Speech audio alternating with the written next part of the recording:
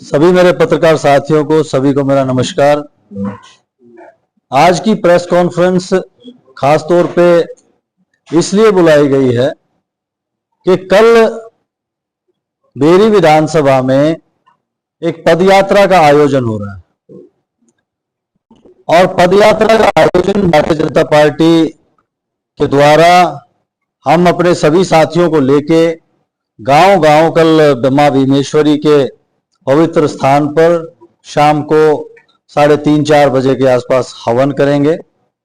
वहां पे माथा टेक के और फिर मां भीमेश्वरी का आशीर्वाद लेकर और भागलपुरी होते हुए वजीरपुर होते हुए झाजगढ़ तक पहुंचेंगे और ये पद यात्रा करीब करीब 15 दिन तक चलेगी। और गांव जब आ जाएगा तो हम पैदल हो जाएंगे। गांव के जो दो गांव के बीच में जो खाली जगह होगी वहां हम ये सफर जो है वो गाड़ी से तय करेंगे। पूरा जत्था लेके, झंडे लेके, माहौल बनाते हुए भारतीय जनता पार्टी का ये पदयात्रा जो है वो जारी रहेगी और कल ये बेरी से इसकी शुरुआत रहेगी। क्योंकि चुनाव का समय है तो इसका पूरा जो मैप तो क्योंकि हमने बना लिया है, इसकी जो डेट्स हैं ये अभी हमने डाली नहीं है। क्योंकि डेट्स अगर बाई चांस कोई मीटिंग आ जाती है या कोई बड़ी रैली आ जाती है तो वो डेट्स आगे पीछे करनी पड़ेंगी। और क्योंकि भारतीय जनता पार्टी है, चुनावी मोड में है, आचार संहिता लगी हुई है, तो ये इसमें कोई शक नहीं कि माहौल तो चुनाव का है और इस बार जो है भारतीय जनता पार्टी बेरी की सीट को जीतने जा रही है। विक्रम जी, जिस तरीके से कांग्रेस पार्टी की जो है बढ़त आई है टिकंदर हुड्डा की लोकसभा चुनाव में, उस स्थिति को देखते हुए कैसी आपकी योजनाएं हैं, किस तरीके से तैयारी करें? देखिए, स्थिति अच्छी है, चुनौती है, लेकिन ऐसा नहीं है कि लोकसभा का चुनाव अलग चुनाव होता है, विधानसभा का चुनाव अलग चुनाव होता है। दिल्ली में जैसे सारी की सारी जो सीटें थी हमने जीती थी, लेकिन वहां हम नहीं जीत पाए, वो एक अलग विषय है। लोकसभा की अलग मुद्दे होते हैं और अपना विधानसभा के अलग मुद्दे होते हैं। इस बार एंटी इनकम्पेंसी बहुत ज्यादा है, हमारे विधायक जी की जो एंटी इनकम्पेंसी है वो बहुत ज्यादा है। इस बार बेरी का माहौल बिल्कुल भाजपा में रहेगा। जिस तरीके से टिकंदर हुड्डा की जो हरियाणा मांगे एक साथ यात्रा चल रही है, उसको लेकर कितना आपको लगता है कि वो बीजेपी के लिए?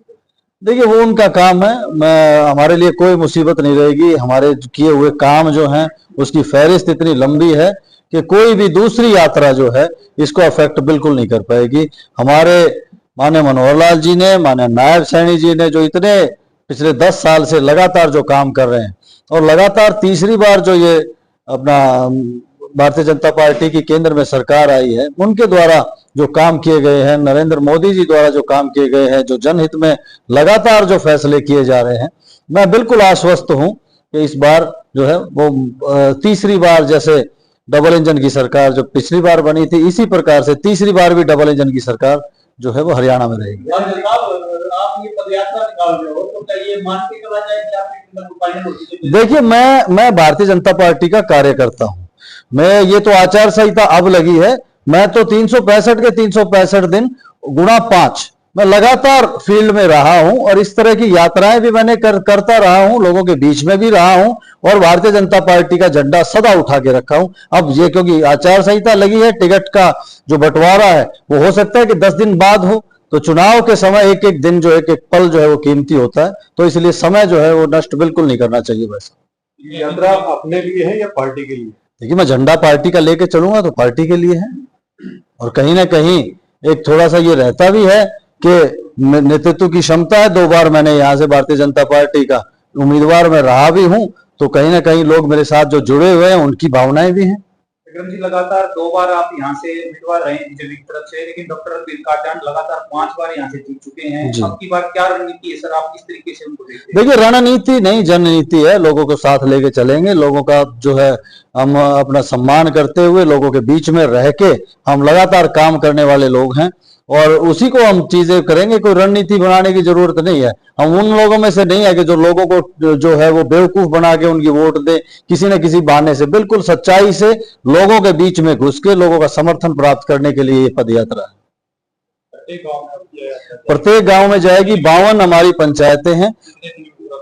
ये करीब 15 दिन में हम 15-16 दिन के अंदर इसको अब यात्रा को पूरा कर लेंगे। बीजेपी पार्टी की तरफ से और भी उम्मीदवार है जो टिकट की दावेदारी कर रहे हैं, तो जी। उस चीज को देखते हुए आप कितने आश्वस्त हैं कि टिकट को लेकर? देखिए ये काम तो देखो पार्टी को सोचना है, मेरा बोलना बिल्कुल ठीक नहीं होगा।